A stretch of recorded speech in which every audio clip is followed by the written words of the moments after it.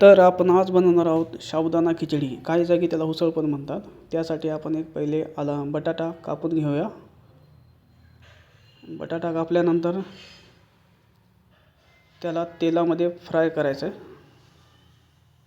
तेल घेतलं आहे आपण, त्यामध्ये कापलेला बटाटा टाकलेला आहे. त्याला छानपैकी असं हलवून एकदम ब्राऊन होऊस तर त्याला फ्राय करायचं आहे.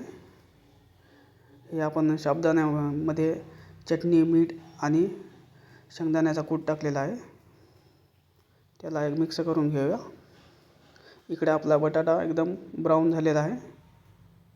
आता टाकूया साबुदाणा. साबुदाणा पूर्ण टाकल्यानंतर त्याला मस्तपैकी हलवून घेऊया. पूर्ण मिक्स करून घेऊया. तो 10 मिनिटामध्ये एकदम रेडी होऊन जाईल. बघा कलर कसा आला आहे छान. चटणी टाकून बनवलेला साबुदाणा एकदम भारी लागतो.